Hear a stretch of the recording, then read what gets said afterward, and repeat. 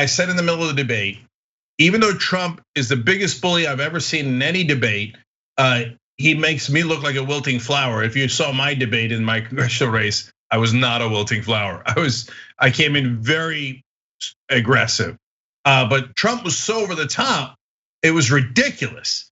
But I said, nonetheless, my prediction is the Republicans will come out and go, can you believe Joe Biden said shut up? He was so rude in this debate, because they have no shame. They have no sense of hypocrisy. They don't care. And a bucket of pearl clutching squirrels are one of our members says, Cenk, the right is already pearl clutching about Biden telling Trump to shut up. Of course. I can't emphasize enough how little the Democratic Party should care about what right-wing smear merchants have to say, right? Like, just be strong and just, you guys, Trump is a target-rich environment. I don't care what his goons have to say about Biden's rhetoric or anything he had to say about Trump being too mean. Are you kidding me? You know what I would, as soon as Trump goons start accusing me of being rude or mean or uncivil, whatever, during the debate, I just start making fun of them. Oh, did I hurt Trump's feelings? Did I hurt your feelings? Oh, do you need a safe space? Oh, make fun of them because they should be made fun of. Period. Laugh at them. Like the fact that Biden has allowed right wingers to push him to the right and make right wing talking points. You know what they agreed on? The one thing they agreed on during that whole debate? How the police should be funded more. Yep. What are you doing, Biden? Yeah, it's pathetic. It's pathetic. Yeah. No, you're 1,000,000,000% right, because everyone in Washington teaches civility almost as a religion. And there's a reason why they do that. Because if you're in favor of the status quo, as they all are, well, civility is perfect. You'll never get rid of the status quo if everyone is civil and polite and never goes to actually do change. So it's become a religion for them. So they're like, oh, if Trump yells at you or the Republicans lie about you, just say, that's unfair, and then shrink away. No, you fight back in all the ways that Anna described, I described earlier. I guarantee you that the folks on cable news are tut-tutting Trump now, but probably barely saying anything negative about Biden, who had 1,000 opportunities to hit back, and I wish he had. John, I don't know if you've got updates on that, so I'm curious if you saw the media reactions or panels on cable.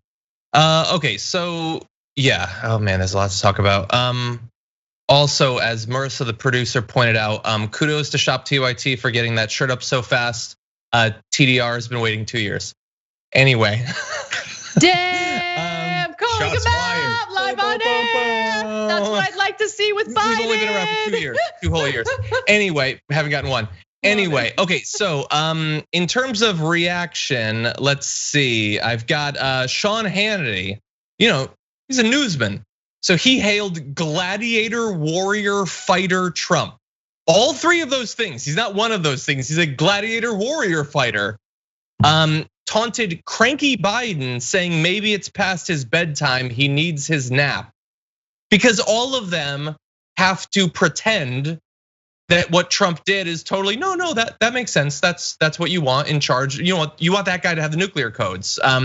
They've had their tongue on the boot so long they can't even taste the leather anymore. That's just what reality tastes like. And so that's what they're saying. Now, a more interesting and perhaps more important response was from some of the undecided voters in Frank Luntz's focus group. So he asked them to give positive and negative reactions to the two candidates. For Trump, some of the words that were provided were arrogant, un-American, and I swear to God, crackhead.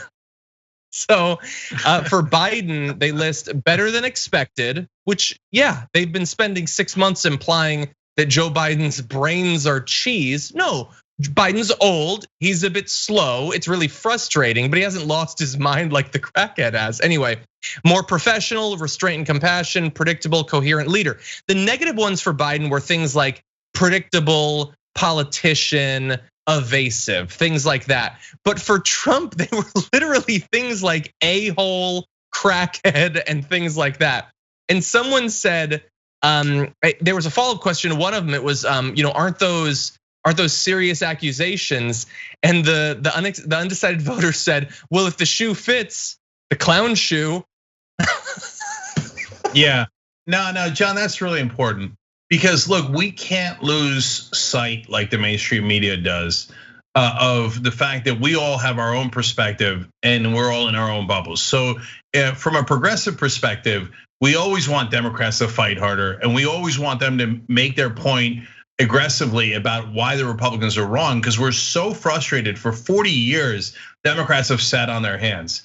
But that focus group confirms what we said at the beginning of the coverage, which is, no, for real Americans, they're not used to this level of nuclear clown show that Donald Trump puts on. And we covered exhaustively every day. So we knew what Trump was gonna do. We knew what Trump was gonna do, apparently way better than Biden did. But remember, a lot of people watching a presidential debate do not see everything that Trump does. They might see the big ones, the huge gaffes like injecting bleach into you, and they might see the taxes story, but they're really not, they probably don't even know the details of the taxes story. So I'll tell you who lost the debate. The guy who was considered a crackhead by enough people for that word to stand out in a focus group. Holy cow, I've never seen that. So Biden, I think, had a super low bar.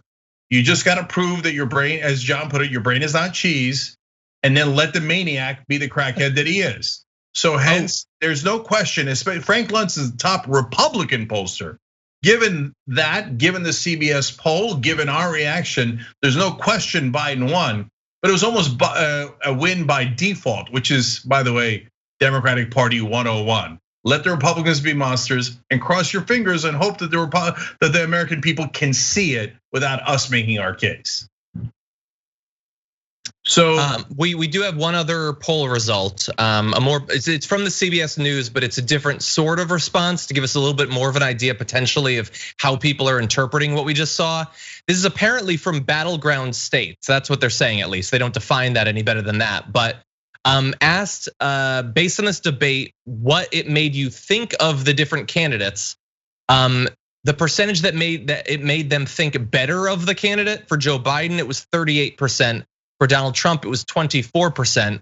Worse of him was 32% for Joe Biden, 42% for Donald Trump, and no change was 30% for Biden, 34% for Trump. So in terms of affecting their overall impression of the candidates, it's swinging in a bad direction for Donald Trump there, obviously.